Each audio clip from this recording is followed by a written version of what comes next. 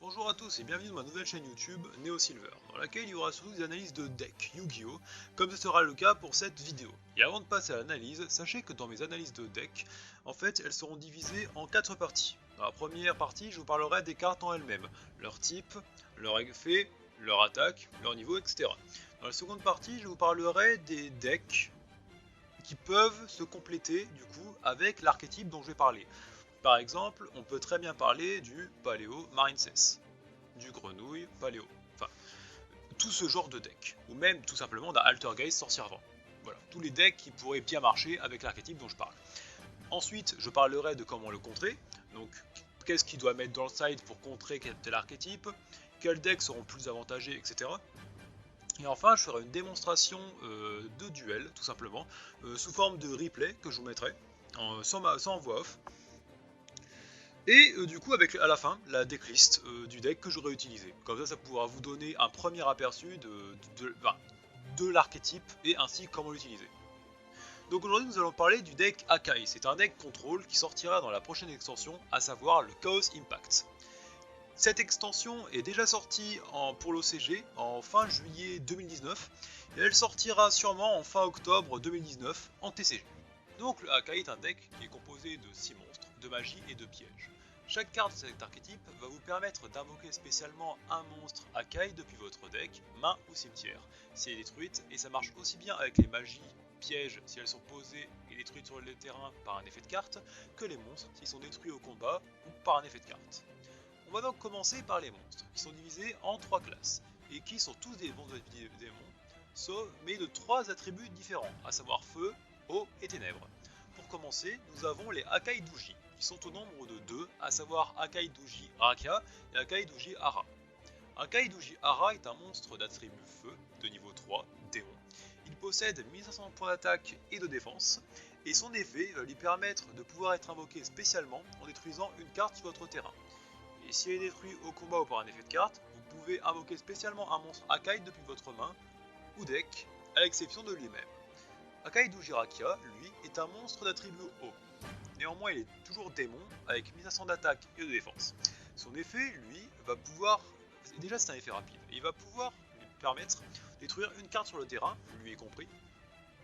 Et comme toutes les cartes Akai, si cette carte est détruite au combat ou par un effet de carte, vous pourrez invoquer spécialement un monstre Akai depuis votre deck.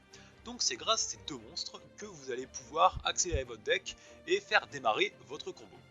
Ensuite, nous avons la seconde classe de monstres, les Akaishin, qui eux sont au nombre de 3. D'abord, nous avons Akaishin no Magatama, qui est un monstre démon, d'attribut ténèbres de niveau 8, avec 0 points d'attaque et 3000 points de défense. Il a un premier effet continu qui va lui permettre de gagner 300 points d'attaque pour chaque carte Akai de votre cimetière. Et ensuite, il aura deux effets qu'il ne pourra utiliser qu'une fois par tour. Un premier effet qui va lui permettre d'invoquer un monstre Akai depuis le cimetière, à l'exception de lui-même s'il est détruit au combat ou par un effet de carte. Ensuite, un effet qui lui va être la première raison pourquoi est-ce qu'on dit que le deck Akai est un deck contrôle, c'est qu'en fait il va pouvoir cibler un monstre sur le terrain adverse, un monstre bien sûr face recto, et faire immédiatement après que l'effet soit résolu, une link avec. Donc du coup ce sera préférable de faire... Déjà il faut savoir que les links seront uniquement des monstres ténèbres, donc ce sera mieux de faire une link pour d'autres monstres Akaishin, mais on y reviendra après. Le deuxième monstre des Akaishin est le Akaishin Ragia, qui est un monstre lien démon ténèbres de classification lien 2 avec 1800 points d'attaque. Pour l'invoquer, il va vous falloir deux monstres, dont un monstre Akaishin. C'est donc, comme je l'ai dit précédemment, le monstre à invoquer en priorité avec l'effet de Akaishin no Magatama. Son effet, qui est un effet rapide, ça va être très intéressant, et vous permettre de cibler un monstre invoqué spécialement par votre adversaire, et de faire une invocation link d'un monstre ténèbres en utilisant uniquement le monstre de l'adversaire et votre monstre Akaishin Ragia. C'est un peu en fait comme le Akaishin no Magatama, et c'est en fait de là que tous les Akaishin vont se ressembler, c'est que vous allez pouvoir faire des links avec eux et des monstres adverses. Et justement, la différence avec Magatama, c'est que Ragia va pouvoir, en fait ça va être un effet rapide. Donc vous allez pouvoir littéralement prendre un monstre adverse, même invoqué de l'extra deck, exemple on va dire un monstre Cybers, le transcodeur bavard, quand il est invoqué, vous allez directement faire une link avec et invoquer un monstre lien ténèbres, ce qui est très pratique. Donc du coup, second effet de Akeishin Raga, c'est que s'il est détruit, vous allez pouvoir cibler un monstre démon dans votre cimetière, à l'exception de lui-même, et l'ajouter à votre main. Ça peut être pratique, et c'est plutôt fort quand on a besoin de reprendre un monstre dans sa main. Et surtout quand on a court de monstres. Ensuite, le dernier monstre des Akeishin, c'est Akeishin Arba, qui est un monstre lien démon ténèbres de classification 3 avec 2300 pour attaque. Pour l'invoquer, il va vous falloir deux monstres dont un monstre Akeishin, donc c'est la même chose pour les deux monstres Akai. Et donc c'est lui qu'il va falloir invoquer en priorité avec Akeishin Raga. Et son effet va vous permettre de cibler un monstre invoqué tout court par votre adversaire, qui est en position attaque ou défense juste face recto, et de faire directement une invocation Link en utilisant uniquement le monstre du coup Akeishin Arba et le monstre de l'adversaire. Donc ensuite il a son deuxième effet, donc s'il est détruit, vous pouvez cibler un monstre démon dans votre cimetière à l'exception de lui-même et l'ajouter à votre main. Là ce qui va être pratique, c'est que du coup on va pouvoir faire une Link 4 Ténèbres. On peut penser à un Borel Sword ou même à un Borel Load, ce qui va être très pratique pour faire du OTK. Et là du coup, il y a une meilleure chose à faire quand on utilise Akai, et il y a un monstre qu'on peut invoquer grâce à son effet. Et on va justement parler de lui.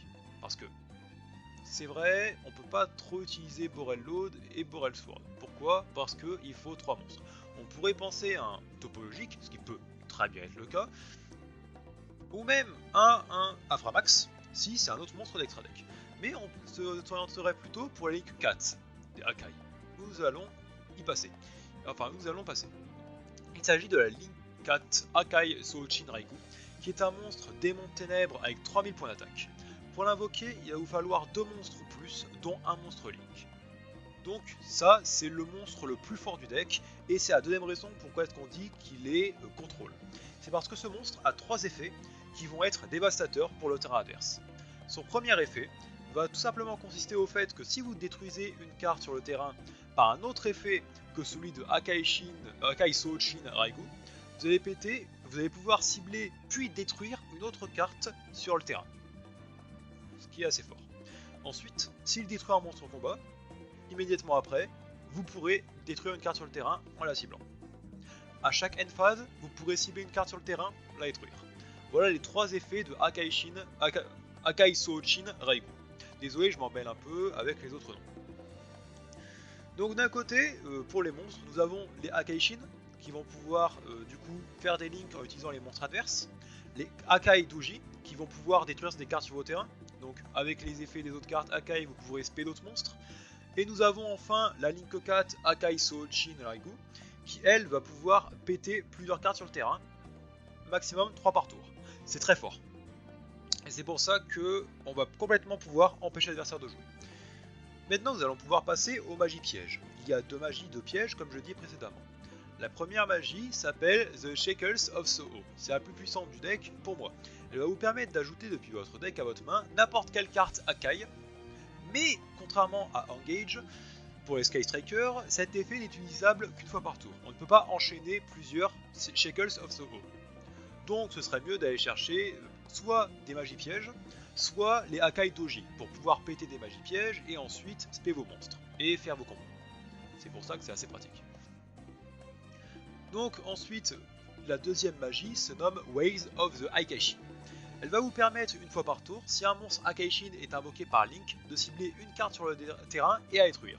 Ce qui est utile pour créer des combos avec la Link 4, Akai Soulchin Raikou. Enfin, nous allons passer aux pièges. La première piège se nomme Akai Omi. Cette carte va vous permettre de détruire une carte Akai que vous contrôlez, puis une carte sur le terrain adverse.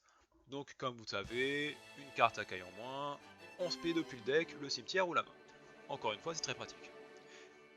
Et comme toutes les cartes magie piège Akai, si elle est détruite au combat, si elle est détruite par un effet alors qu'elle était 7, vous allez pouvoir spé un monstre Akai depuis le cimetière, depuis le deck.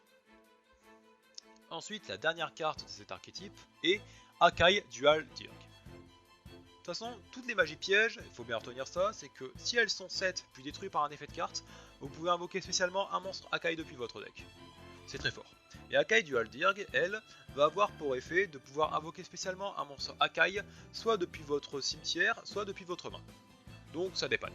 Maintenant que nous avons vu la totalité des cartes de l'archétype, nous allons pouvoir passer aux deux decks, enfin aux deux archétypes que je trouve les plus intéressants à jouer avec le Hakai.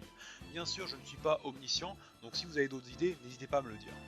Donc le premier qui me vient en tête, c'est le Rocket. Le Rocket, pour ceux qui ne connaissent pas, c'est un archétype utilisant uniquement des dragons de ténèbres, pouvant détruire ses propres cartes afin d'invoquer spécialement ou d'activer plusieurs effets. Étant donné qu'il s'agit de deux decks utilisant l'autodestruction de cartes pour se créer un combo, on peut supposer qu'un mix des deux peut faire l'affaire. Bien que, faut voir, ce ne sera peut-être pas compétitif, juste fun, mais on peut essayer. Ensuite, le deuxième archétype que je trouve assez fort dans ce deck et que j'utilise moi-même personnellement, c'est le œil maléfique, et plus précisément Serziel. Pourquoi Serziel en particulier? Pour ceux qui ne connaissent pas cet archétype, Serziel, en fait, l'œil maléfique en général, déjà, c'est un archétype qui va jouer avec la carte d'équipement Sélène de l'œil maléfique. C'est également un archétype utilisant uniquement des monstres type démon, et gagnant des effets lorsqu'ils sont équipés avec la Sélène de l'œil maléfique. Par exemple, Serziel, qui a mis son attaque, démon ténèbres, lui, s'il est équipé avec Serziel de l'œil maléfique déjà, il va gagner l'effet rapide de pouvoir détruire une fois par tour sur le terrain un monstre invoqué spécialement par l'adversaire, ce qui est très fort. Et grâce à cet effet, à la standby phase, déjà, lorsqu'un effet de monstre œil maléfique équipé à la Sélène est activé, le joueur qui active cet effet perd 500 points de vie et le monstre gagne 500 points d'attaque. A force, on se burn tout seul, mais à force on s'y fait. Tant qu'on n'utilise pas trop l'effet, ça passe. C'est pas un deck fait pour temporiser. Ensuite, déjà grâce à l'effet de la Sélène, le monstre ne pourra ni être détruit au combat ou par des effets de cartes. Donc il va rester très longtemps sur le terrain. Et surtout, une fois que le Serziel aura fait son effet, à la standby phase, on devra détruire une carte sur notre terrain. Du coup, on pourra détruire une carte Hakai, et donc ça va activer les cartes les effets des cartes Hakai pour invoquer spécialement un monstre depuis notre deck, et donc accélérer notre deck.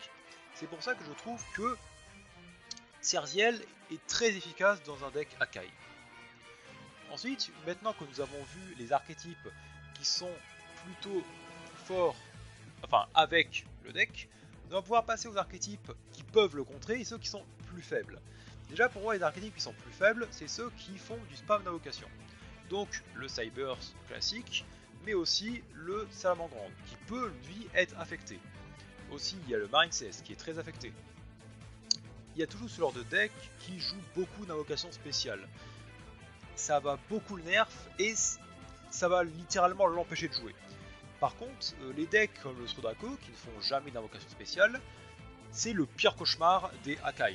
Il y a également le deck Endymion qui met énormément de negate. Ça va complètement briser le deck et là il pourra plus faire ses combos. Ensuite, qu'est-ce que je vous conseille à mettre en side? Déjà, comment détruire un Hakai en annulant ses effets de monstre? Si le Hakai n'a plus d'effet de monstre, alors il est inutilisable, tout simplement. Bien sûr, on peut pallier avec ça. Dans le Hakai, il faudrait mettre des cartes comme des Twin Twister, etc.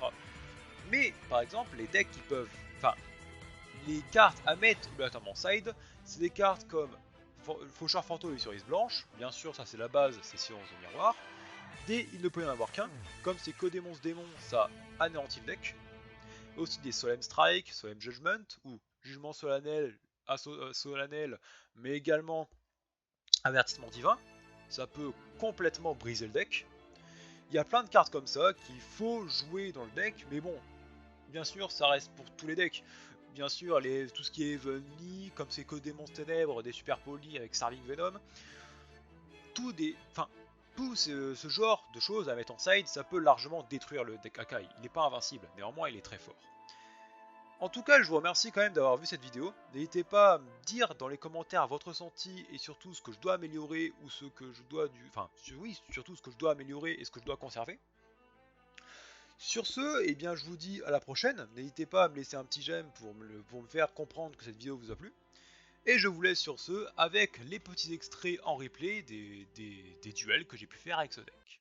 À la prochaine.